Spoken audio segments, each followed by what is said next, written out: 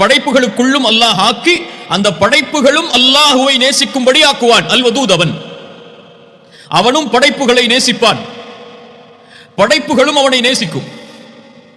இஸ்முல்லாஹி அல் வதூத், அல்லாஹுடைய இந்த அன்பின் வெளிப்பாடு அல்லாஹ் அவனுடைய இந்த பெயரோடு இணைத்து சொல்கின்ற பண்பில் புதைந்து இருக்கிறது.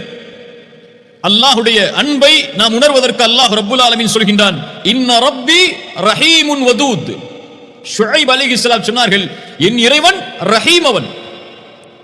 அல்லாஹுடைய அன்பை புரிய வேண்டும் என்றால் அல்லாஹுடைய ரஹ்மத்தை புரிந்தால் முடியும். அல்லாஹுடைய சில பண்புகளை, பெயர்களை, சில பண்பை புரிந்தால் நாம் அறிந்து கொள்ளலாம். அதன் வெளிப்பாடு அர் ரஹீம் அவன். நப்பி இபாதி அன்னி அனல் கஃபூருர் ரஹீம். அல்லாஹு அக்பர். என் அடியார்களுக்கு நபியை நீங்கள் சொல்லுங்கள், நான் பாவங்களை மன்னிப்பவன், நான் ரஹீம்.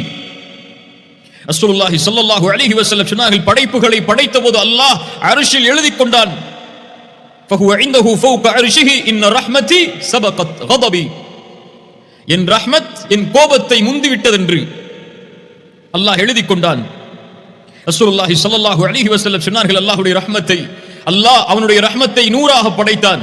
அதில் ஒன்றைத்தான் அல்லாஹ் இந்த பூமியில் இறக்கினான். மீதி 99 அல்லாஹ் தன்னிடத்திலே வைத்துக் கொண்டான். அந்த ஒன்றை கொண்டுதான் படைப்புகள் தங்களுக்குள் ரஹ்மத்தை, இரக்கத்தை, அன்பை பகிர்ந்து கொள்கிறது. ஒரு குதிரை தன்னுடைய குட்டியை ஈண்டதற்கு பிறகு தன்னுடைய காலை உயர்த்தி வைத்திருக்கிறது, அந்த குட்டிக்கு நோவினை தந்துவிடக் கூடாது என்று. அதுவும் அல்லாஹுடைய அந்த அருளில் ஒன்றில் இருந்துதான் என்று ரசூலுல்லாஹி ஸல்லல்லாஹு அலைஹி வஸல்லம் சொன்னார்கள். அல்லாஹு அக்பர்.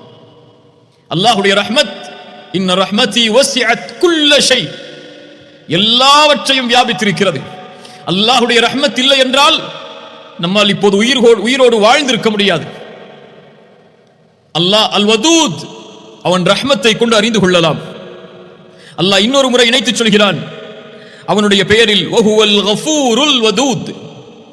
என் அன்பை நீங்கள் புரிய வேண்டும் என்றால் அல் கஃபூரை அறிந்து கொள்ளுங்கள். அல் கஃபூர் நாம் பார்த்ததுதான். நப்பி இபாதி அன்னி அனல் கஃபூருர் ரஹீம்.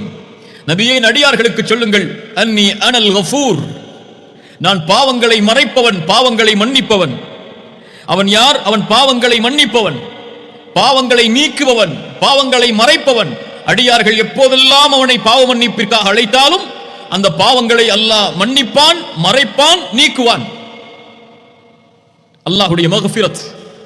குல் யா இபாதியல்லதீன அஸ்ரஃபு அலா அன்ஃபுஸிஹிம் லா தக்னது மின் ரஹ்மத்தில்லாஹ்.